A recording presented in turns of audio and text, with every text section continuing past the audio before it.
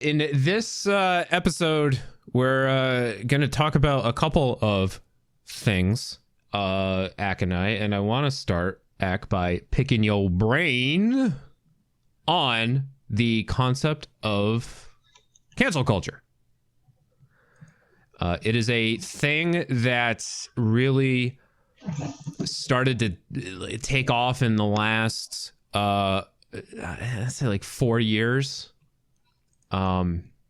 Really with the Me Too movement, although it was happening long before that. Bill Cosby being a pretty big example pre-Me Too. The father, the good reverend, the once good reverend from Seventh Heaven. No longer the good reverend. Fun fact, the guy who played the reverend, the father on Seventh Heaven, now lives in Iowa on like a commune, and he's married to a German fangirl. Well, see, anybody can find love. That's really the message here. And she's like a super fan of Seventh Heaven, and met Reverend Camden at this commune, as I understand it, and now they're happily married, but he's otherwise not working. He's no longer acting. He no longer gets work. But that's just a side effect, a result of being canceled, as they say.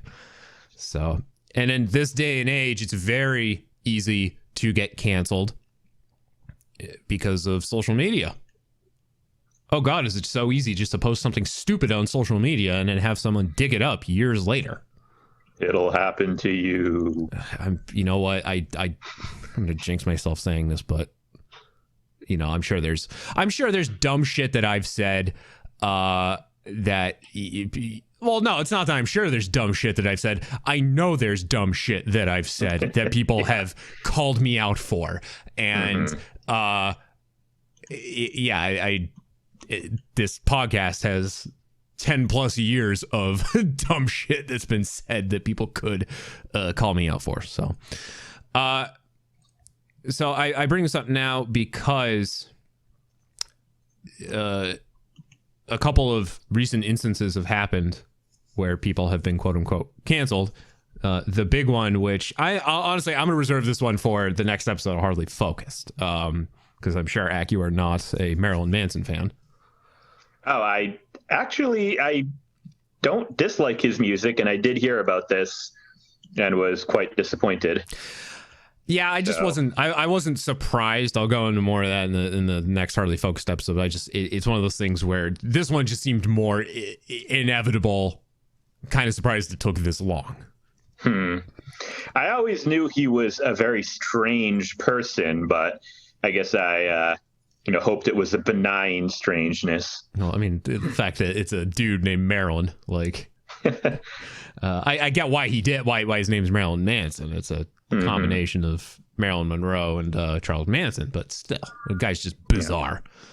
Yeah. But the more recent case, the one that came out today, is there's a country music star named Morgan Wallen, who I guess is now more of a fallen star because of things that he actually didn't say this on social media, but it was something that went viral on social media because everyone, if the video game series Watch Dogs has taught us anything, there are cameras everywhere.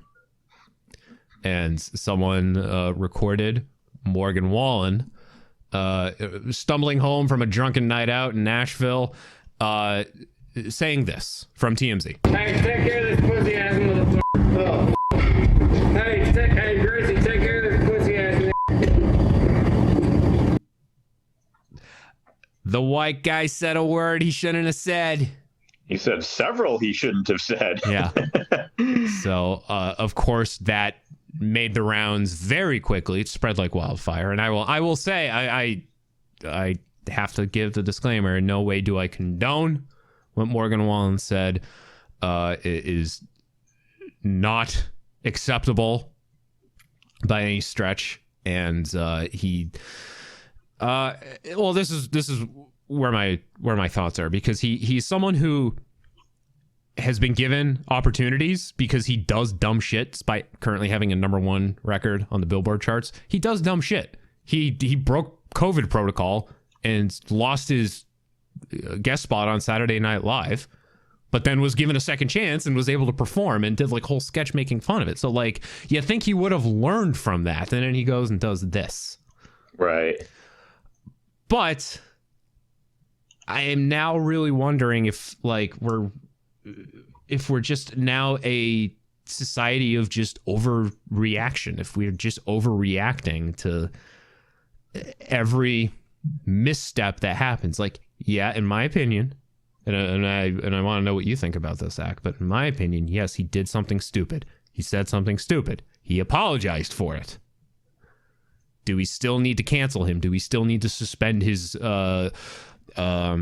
recording contract? Does he need to be removed from all of these country music outlets? Because these are all things that have happened now in like the last 12 hours. He's lost all of these things now because of this. Do you think we have overreacted?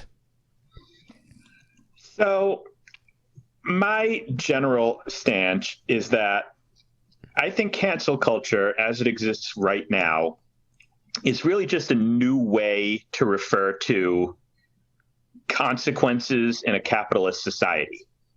And I'm largely in favor of it. I think what's important to note is record labels and companies and, big businesses, all these advertisement agencies, all the ways that the rich and famous make their money, they don't really have morals in a vacuum. They react to what will make them more money.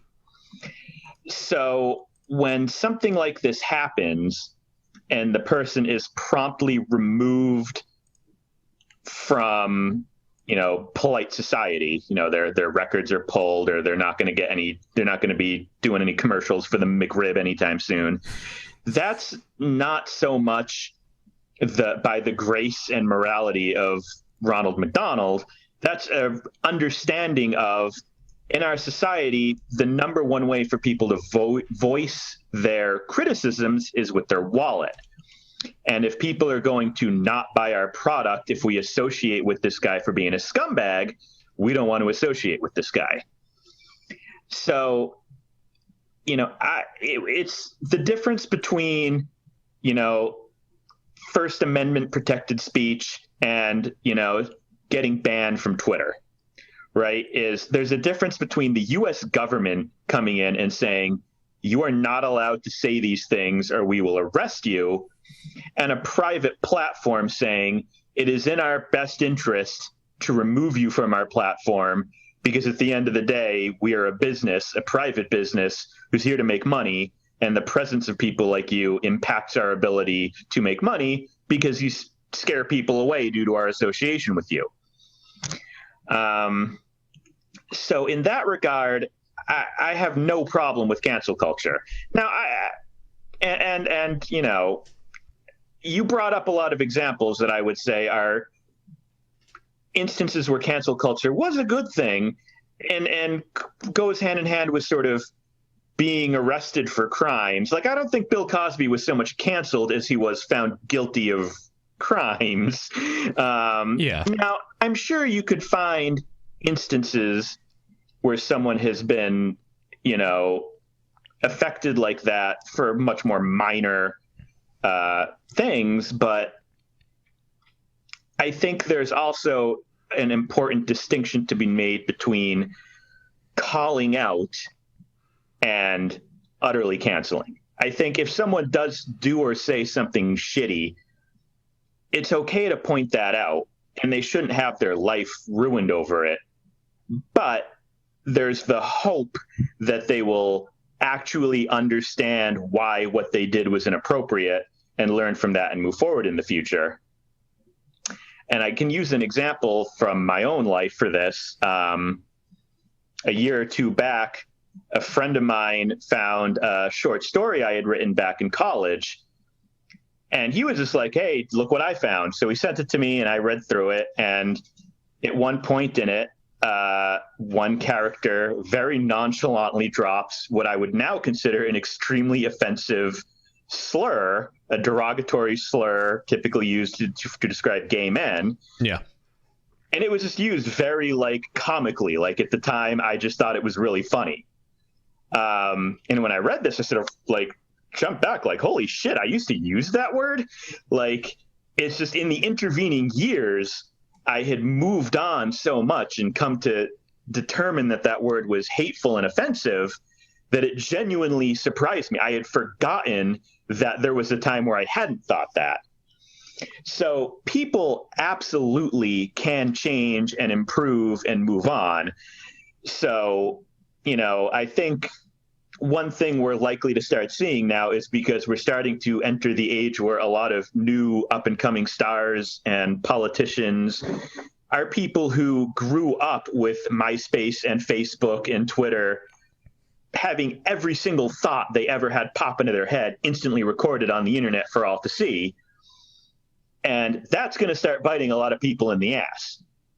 But I think it's important we realize, okay, if you said or thought stupid shit as a teenager, that's called being a teenager. Yeah. That's, you know, I think you'd be hard pressed to find a human being alive who isn't embarrassed or contrite about things they did decades ago when they were still, you know, in their adolescence. So I think if we want to have a conversation about the excesses of cancel culture, I think something like that is more appropriate. Whereas issues like, you know, Louis C.K., who was literally sexually assaulting women, you know, I think that's less an example of cancel culture and more, you've literally committed crimes and now businesses are going to lose money if they continue to associate with you. Right. Yeah. That's a good point. That's a very good point. There's a band that I'm torn between saying love and loved. The band's called Beach Slang, and they recently were canceled because the frontman was exposed by the band's tour manager as being manipulative, verbally abusive, just an all-around terrible person. And I 100% side with their tour manager. You know, and I don't know her personally. We're pals on Facebook, but I know I've never, you know, I don't know her personally, but you know, I've talked to her on Facebook before, just about the band, just about music in general. But you know, it doesn't necessarily mean I have a friendship with her, but I stand with her on right. that. But at the same time, it's now it puts me in a weird position because I'm like, okay, but I really, really love this band. Do I need to stop liking them now? Do I need to stop listening to them now because of this? Because it just puts me in such a weird position. And it's like, I can only imagine that like Morgan Wallen's fans are now thinking that too, where right. Even though I guess according to Consequence of Sound, going back to what you just said, Acc, someone dug up a tweet from 2012 where Morgan Wallen, quoting Meek Mill, dropped the N-bomb on Twitter.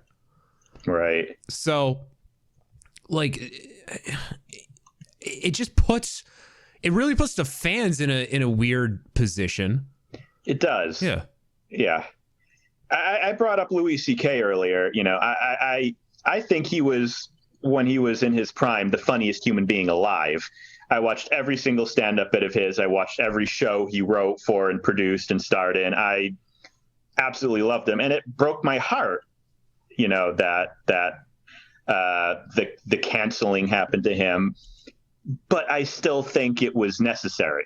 Yeah. I still think it was good that the truth came out and that the people he abused, you know, feel safe or feel like they've gotten justice.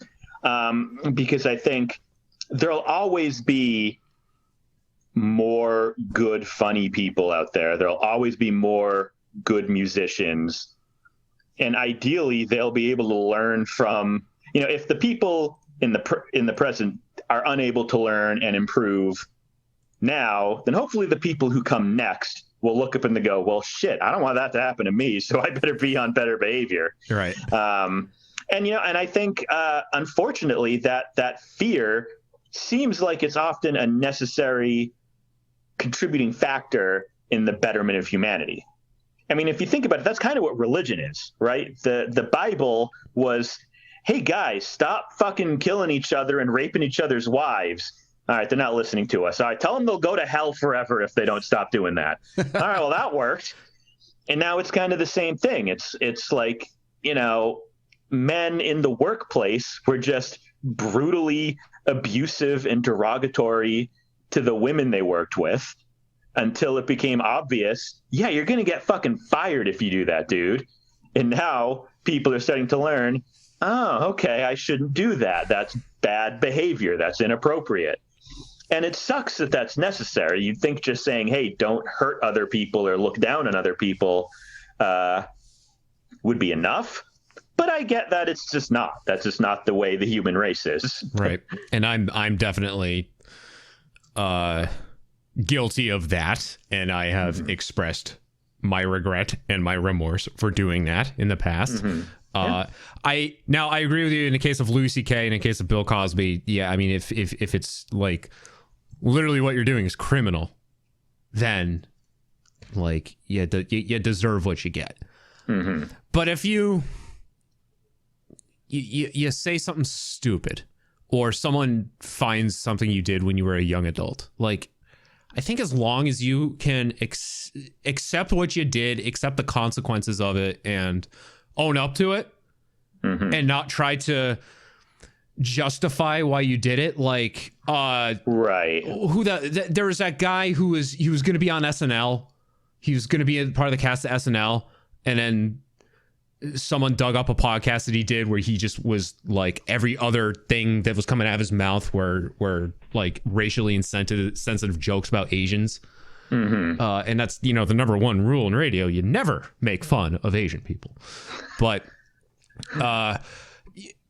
he got called out for that, and he issued a non-apology. Right. And I think that it ultimately caused him to lose that SNL gig. It wasn't like what he said, it's how he reacted to it. Right. And that I think is appropriate. I think and I do, you know, I mean, if people could cite to me specific examples of people who were unjustly canceled, I'd consider it on a case-by-case basis. But I think largely we as a society are very forgiving and are willing to give people multiple chances. And I do think it comes down to, you know, how they respond and how they choose to grow from that more than anything. You know, because I can remember instances with celebrities in the past where they did get caught doing or saying something insensitive, and they did respond with being like genuinely contrite and apologetic, and now they're still beloved and, you know, appreciated. So I do think it's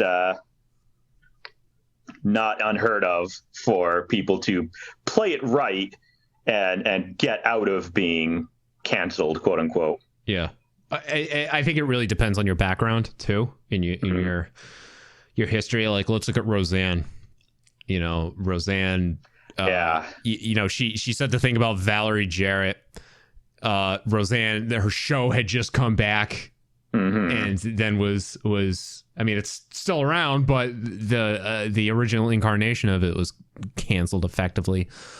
But she also had a history of being very controversial, right, and being very direct about things, and people didn't like that. It's in those instances, it's more like a final straw, like the straw that broke the camel's back. Like, okay, you just went over the edge. So, before we move on, Acc, any final thoughts on cancel culture? No, I can't think of any. I mean, yeah, again, it comes down to a pattern of behavior too. Like, I mean, Roseanne has since gone essentially full QAnon, is my understanding, is she's like out there in the conspiracy / mental illness sphere. So I would not be inclined to watch any show starring her that she was profiting from. And I'm sure I'm not alone in that. Right. I don't know. Do I need to begin like every episode of this show now by apologizing? No, but I mean, yeah, you brought up a good point. Like, you know that you've said and done shitty things in the past. I know that I've said and done shitty things in the past.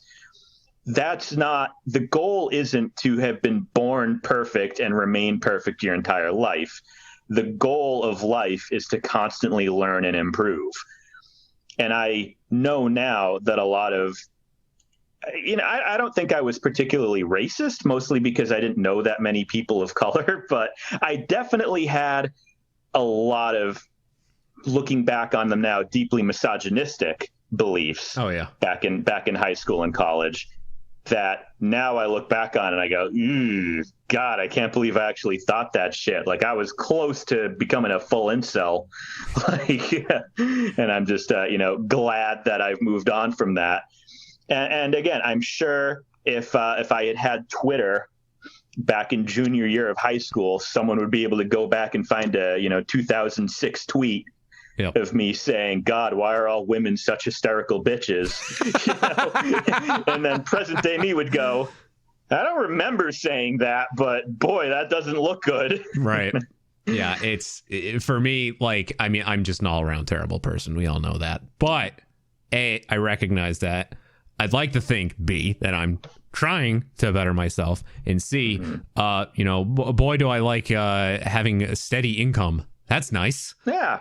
Exactly. I now know which part of the frozen lake to not step on. Yeah. So.